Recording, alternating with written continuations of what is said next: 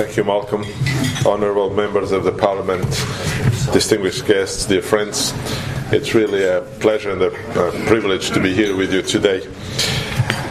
I think that we are all aware how the consumption of digital products and services is growing at double-digit rates.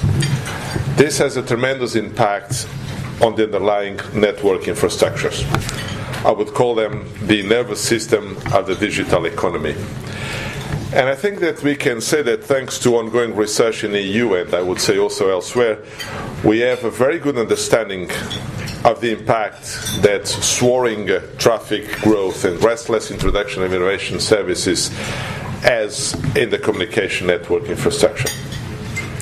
The networks of today will probably have to go through significant evolution, if not revolution.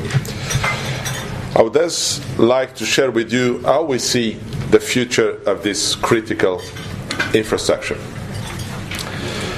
My first consideration is that the current infrastructure is too complex to continue to grow organically.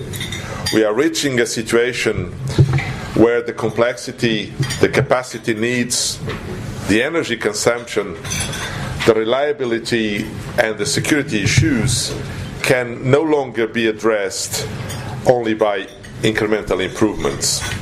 A degree of disruption is needed. An example of this disruptive innovation is the softwarization of the communication networks. Network resources are becoming virtual due to their implementation in software. Just like computing and storage have been dematerialized by the cloud approach.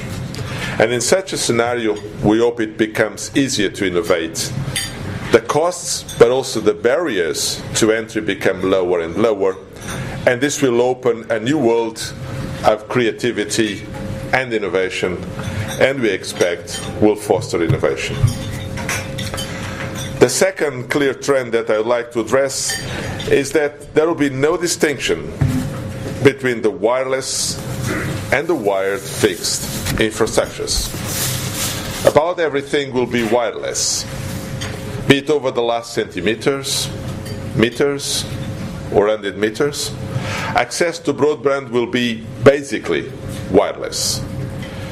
It will, however, rely on a very dense, fully integrated fixed network infrastructure. This integrated network will deliver ubiquitous connectivity. It's like if we could call it an ambient connectivity or an immersive communications.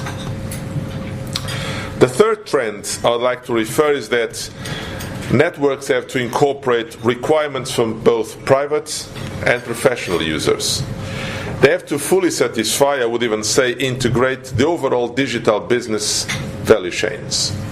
This requires worldwide interoperable platforms for mass market use. For example, cloud computing scenarios require that data centers can negotiate in real time with the network platforms the amount of data to be transferred from one center to the other, and this with known predictable service quality. Such a capability is reflected in our Connected Continent proposal to create a level playing field in Europe, and technology will make it possible at low cost and under fair conditions for all users. Research in this context in the telecom infrastructure of the future becomes therefore an essential component of our telecom single market strategy. But let's take another concrete example. Today, a mobile virtual network operator generally relies on the infrastructure provided by a mobile network operator, and as such is slightly limited, if not prevented, to innovate at technical and infrastructure level. Tomorrow, a virtual operator will be able to assemble an entire network from virtual pieces without physical barriers, without borders, without closed market segments. This, I believe, Malcolm, will contribute to your achievable dream of a single market for telecom by creating virtual pan-European telecom service providers, as an example.